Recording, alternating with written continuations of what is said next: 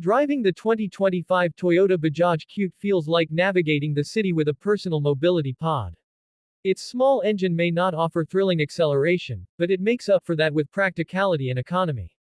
The engine produces just under 14 horsepower, which might sound minimal, but in a vehicle that weighs around 450 kilograms, it's enough to handle everyday urban routes with relative ease. It can climb mild inclines, weave through traffic without struggle, and maintain city speed limits comfortably. The acceleration is gradual but steady, and the Qute never feels overworked as long as it's being used in the environment it was built for, short, local trips. In stop-and-go traffic, where larger vehicles suffer from constant braking and accelerating, the Qute shines by maintaining a consistent rhythm without draining too much fuel. Noise and vibration levels are impressively contained, especially considering the simple engine layout and cost-focused engineering. At idle, there's a slight hum, but once in motion, the vehicle operates smoothly and quietly enough for conversation inside the cabin without shouting. Toyota's influence seems most apparent in this refinement, as earlier versions of the Qute had more noticeable mechanical feedback. The clutch and gear shifts are now softer and more forgiving, making it ideal for new drivers or those transitioning from scooters or motorcycles. There's also an automatic-like ease in how the gears can be managed, allowing drivers to stay focused on the road rather than wrestling with complex controls. The practicality of the Qute extends into its storage capabilities.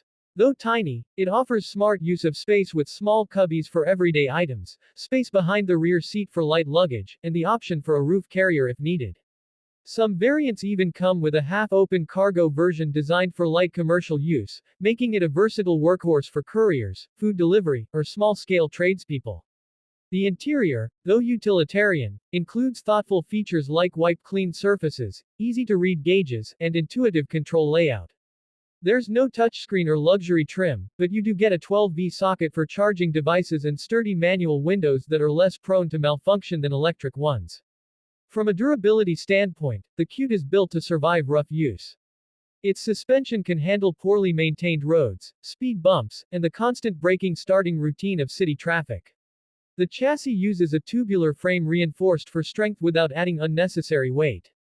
The steel panels and plastic bumpers are easy to repair or replace in the event of minor collisions, and the ground clearance is high enough to prevent scraping on uneven terrain. All these details come together to create a vehicle that can endure harsh urban conditions without breaking down or demanding costly repairs.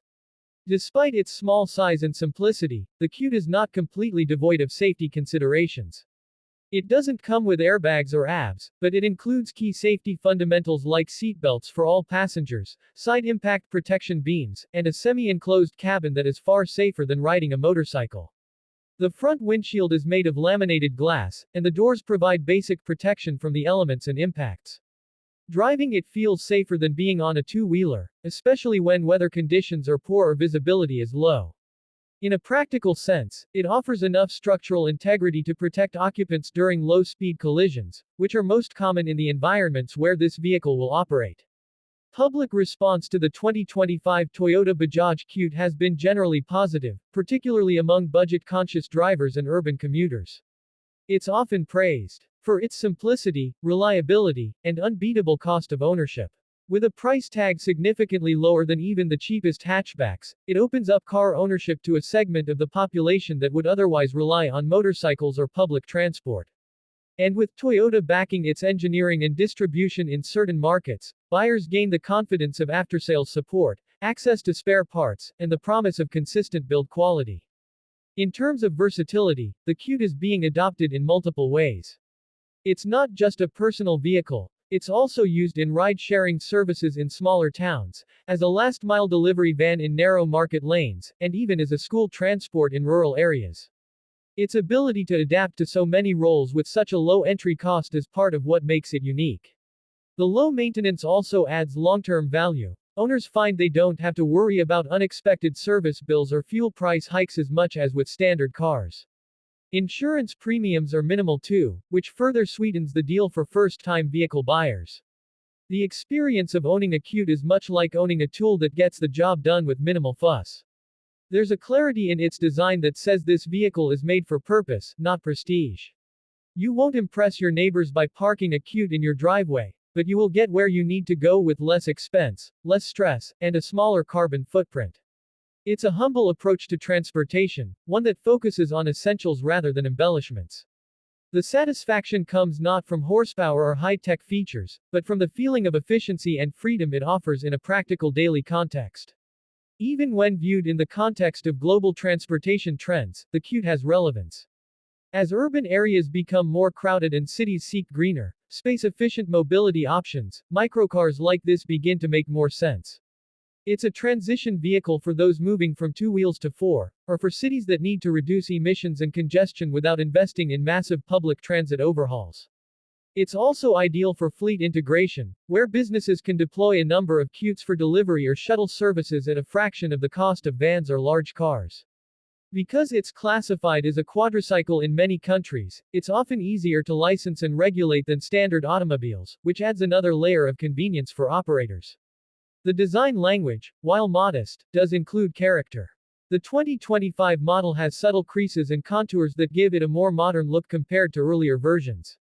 The lights are brighter and more efficient, using LEDs in some variants, and the overall silhouette looks more cohesive thanks to Toyota's design input. The front grille has been refined, and the proportions feel better balanced. Even though it's a small, boxy vehicle, it doesn't come off as unattractive. Instead, it has an honest, practical charm that grows on you the more you use it. It looks like what it is, a purpose-built, reliable companion for the city grind. Ultimately, the 2025 Toyota Bajaj Qute is not a car for everyone, but it doesn't need to be. It's a specialized vehicle for people with specific urban mobility needs. It offers a rare combination of affordability, fuel efficiency, maneuverability, and basic protection. In a world where cars are often overloaded with features and complexity, the Qute strips everything back to what truly matters, getting from point A to point B reliably and affordably. It's a vehicle that makes sense, especially in a modern world where space, fuel, and money are all becoming more limited. That's the real brilliance of the Qute. It's not trying to be more than it needs to be, and in doing so, it ends up being exactly what many people are looking for.